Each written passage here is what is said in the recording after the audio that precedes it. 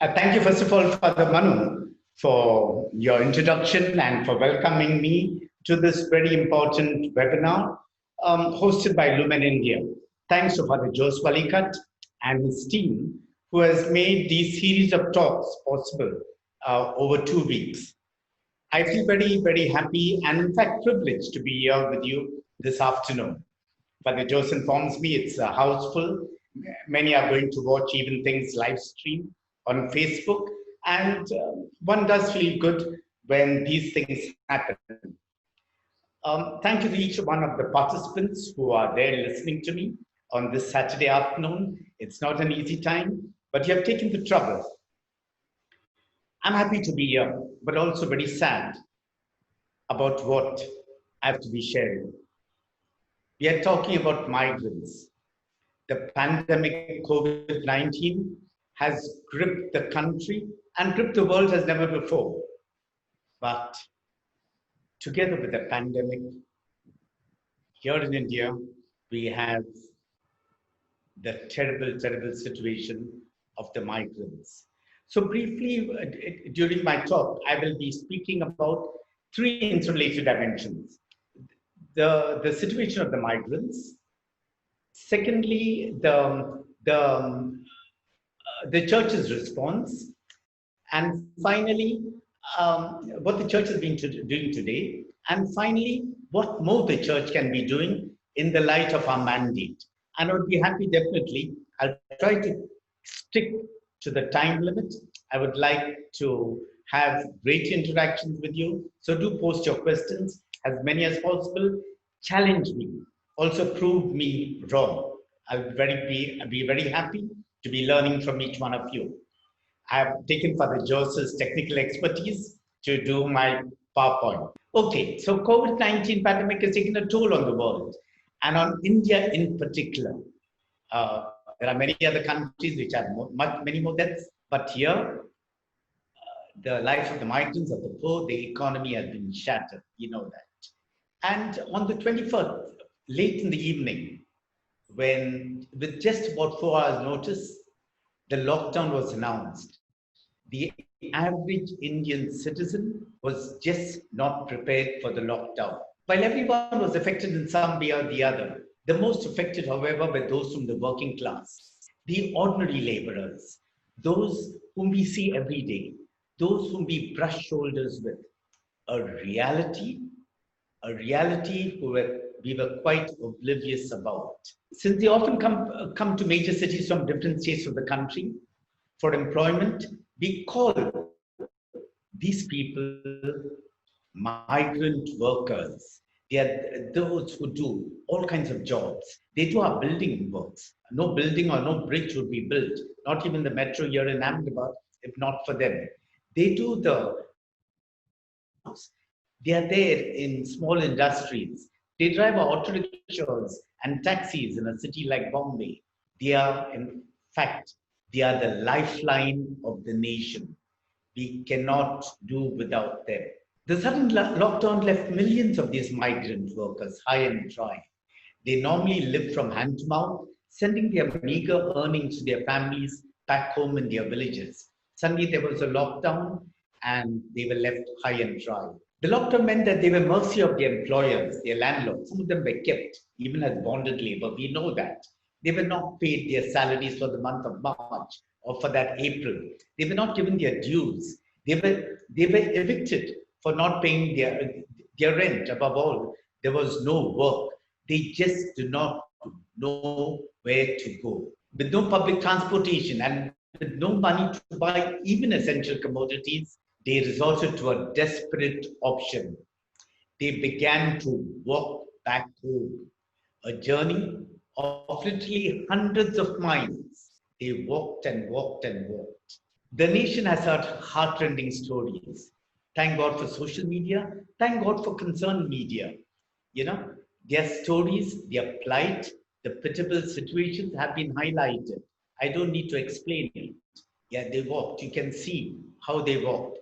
You can see there the child being pulled by the mother on one of those little slides. Their feet were just torn. Flesh was coming out without exaggeration. People have not been exaggerating this. They have only been highlighting a most pitiable condition. Some of them have suffered immensely. Some have lost their lives on their arduous journey. A couple of days ago, we have had some media highlight that little child in the Muzaffarpur railway station, playing with a chadar which covered the body of his dead mother. Then there was the 16 who had just plowed down by a train near Aurangabad. That is, these are things we cannot imagine in a modern day society, in a so called civilized nation, but this has been happening. After several weeks, and the government, with greater reluctance, announced some greater confusion and chaos. Okay, and we have trains instead of going to one destination, and apparently 40 trains have gone to a wrong destination. They were there in the train without water, without food, in spite of official authorities even going to the media and saying no one has died. They can blatantly tell lies in our country today. Hordes of migrant workers desperately trying to get into trains and trucks and buses. They were clutching at any straw to get back home. Ever since the lockdown was announced, a humanitarian crisis unprecedented in India's modern history. We had a crisis during partition time where hundreds and thousands walked. They say this is far more worse than what it was during partition. It has severely disrupted the lives of India's migrant workers. Millions of workers have found themselves stranded without food, cash, shelter, everything, trying to get home. Okay? They have been subjected to the violation of their fundamental rights. Several articles have been violated, which includes Article 15, 19, 21, and so on. And they have been, including 14, and the harassment even at the borders. And there are deaths. I'm not going through all this because this PPT will be available to you. Okay? Over 2,000 Shramik trains have reportedly carried over 300,000 migrant workers in about the last week. But this is only about 30% of the population. Even today, there are still migrant workers walking back home on foot. Just on the 28th of May, in an extremely belated response, the Supreme Court on 28th May finally gave a detailed interim order regarding the transportation of the migrants.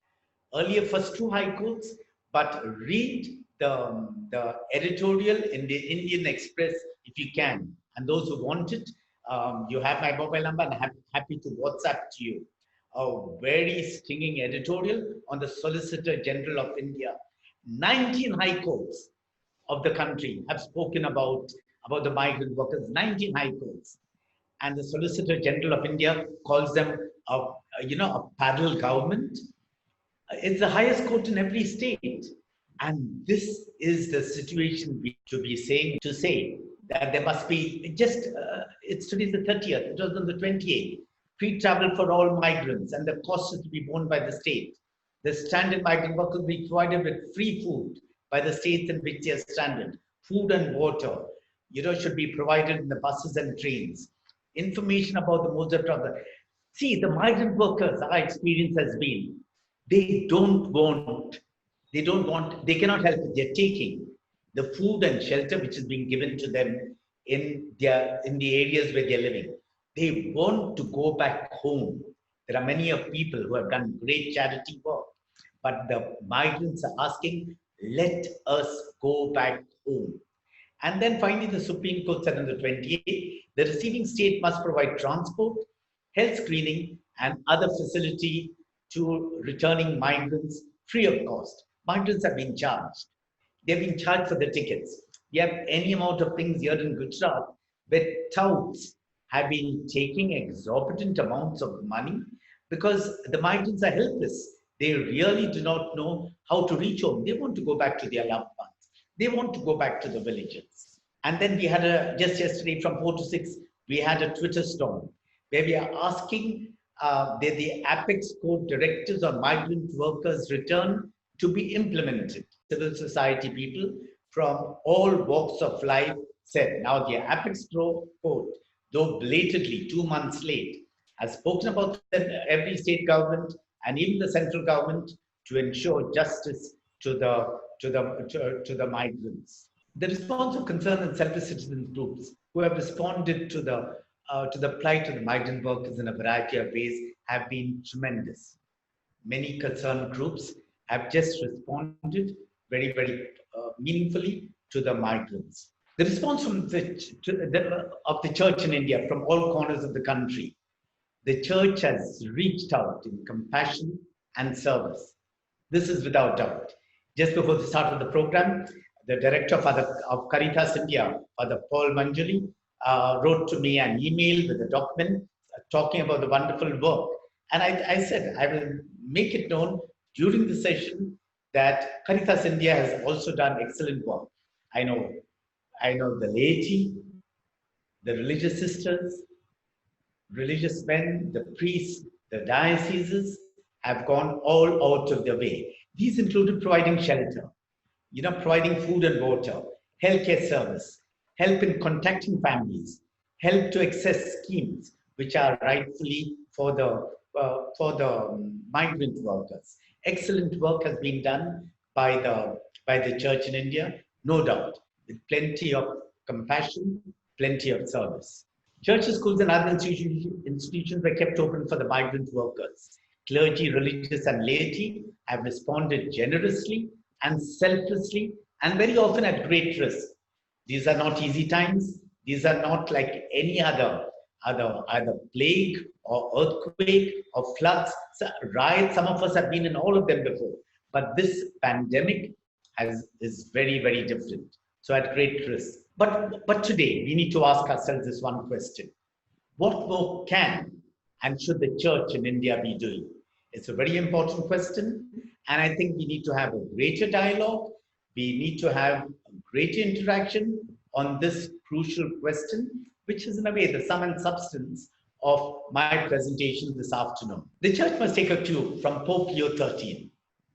In his Rerum Novarum of 15th May 1891, he spoke about the mass of the poor have no resources of their own to fall back upon and must chiefly depend upon the assistance of the state. And it is for this reason that wage earners, since they mostly belong to the mass of the needy, need to be especially cared for and protected by the government. Years ago, in terms of what was happening to the people who were coming to work in the new type of happening that was taking place, the Industrial Revolution. They were not cared for, they were not looked after. In his foresight, wrote this powerful encyclical called Rerum Novarum. 100 years later, on the 1st of May 1991, Saint Pope John Paul II wrote Centesimus Annus on the 100th year of Rerum Novarum. And here he speaks in no uncertain terms. The love for others, and in the first place, love for the poor, in whom the church sees Christ himself, is made concrete in the promotion of justice. Justice will never be fully attained unless people see in the poor person who is asking for help in order to survive, not an annoyance or a burden, but an opportunity for showing kindness and a chance for greater enrichment. Both these are watershed documents, the one of 1891 and the one of 1991, by Leo XIII and by Saint Pope John Paul. Excellent documents which we need today, but we need to internalize the very path-breaking and the revolution that these two documents literally generated in the world and needed to be generated in the church of today. Pope Francis is not a pope to be keeping quiet. From the day he took over the 13th of March 2013, from the time that June he went to that little place, Lampedusa, where he welcomed the migrants, okay? He has had a special care for refugees and migrants. In 2014, for the 14th of January, he wrote this very powerful, letter, which he writes every year. He said, I wish to reaffirm our shared responsibility might be articulated by four verbs. He speaks about to welcome, to protect, to promote, and to integrate the migrants, the internally displaced people, the refugees. They are our sisters and brothers. They are not outsiders. They are not strangers. Even to those who are listening to us, okay, let us look and see. Aren't we migrants today? Why do we look only at them as migrant workers? And now, a few days ago, just about a fortnight ago, on the 13th of May, he wrote his very powerful letter for the 106th World Day of Migrants and Refugees, which we will observe on the 27th of September. And the theme is, like Jesus Christ, forced to flee. We need to welcoming, promoting, and integrating internally displaced people. He's speaking about migrants. He says, and this is a powerful passage in terms of the pandemic, I've decided to devote this message to the drama of internally displaced persons. And I'm sure Pope Francis had the footage, the pictures of the hundreds and thousands of migrants who were walking back home when he wrote this. And often unseen tragedy that the global crisis caused by the COVID-19 pandemic has only exacerbated. In fact, due to its virulence, severity, and geographical extent, this crisis has impacted on other humanitarian emergencies that affect millions of people, which has relegated to the bottom political agendas. Nobody cared migrants for almost 2 months. Those urgent national efforts to save lives. But this is not time for forgetfulness. He tells all of us, and especially those who are Christian in the group. I know some of my non-Christian friends are also listening. His letter is addressed very specially to the Christians, to the church in India and the church in the world today. The crisis we are facing should not make us forget the many other crises that bring suffering to so many people. There is the pandemic, yes, but together with the pandemic, there is a tremendous suffering of our migrant people. In his message, he additionally gives the church 6 pairs of verbs that deal with very practical actions and are linked together in a relationship of cause and effect. The 6 pairs of verbs, apart from the 4 verbs he gave us in 2018, you have to know and understand.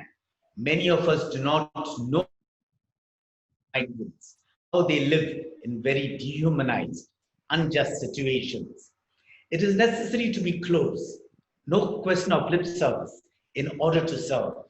We cannot be doing that physical handholding this time, but at least from our heart, we can be close. In order to be reconciled, we need to listen. We cannot accept their reality if we are not listening to them, their cries, their suffering. In order to grow, it is necessary to share. We are complaining. So many of the people I know are complaining of being locked down. These migrants, our sisters and brothers, have been locked down all their lives, ensuring that our cities function. Our lights are put on every night. Our sewages are clean. Our houses are cleaned. You know, the hotels that we order food provide us the food and so on. We need to be involved in order to promote. I cannot say I'm promoting justice for them if I am not involved, if I do not stick my neck out, if I am not visible and vocal. It is necessary to cooperate in order to build a more humane and just society. Powerful words from the Pope just 15 days ago for the Day of Migrants and Refugees, which we'll observe on the 27th of September this year. In the context of the plight of the migrants and the mandate we have, what do I think the church in India needs to be doing? I've said very clearly, the church has been doing excellent work. A lot of compassion, a lot of selflessness. But beginning with Pope Leo XIII, St. John Paul II, the Vatican Council, what Pope John XXIII has said, what Pope Paul VI is saying, and what Pope Francis is saying today. Okay? Compassion is good, service is good, but that is not enough. We have to be clear of it. If we want to be truly disciples of Jesus, we need to accompany the migrants. One way by ensuring is there are the Supreme Court directives. Can we ensure, as a group gathered here for this excellent series of talks, to ensure that the Supreme Court directives, we are not saying it, the Supreme Court is, we believe in it. Let's ensure that they are adhered to by the state governments wherever we are. We need to take up cudgels on behalf of the migrant workers so that they are not denied their legitimate rights. Governments are changing the labor policies. They are trying to make them work for 12 hours a day, try to deny them permanency, try not to give them the just wage. This is happening all the time to our migrant workers. They have to be paying for a job, okay? Especially in this time of pandemic. We need to internalize these 4 verbs which he gave us in 2018, very clearly, and the 6 pairs of verbs which I've just spoken to you about as practical actions.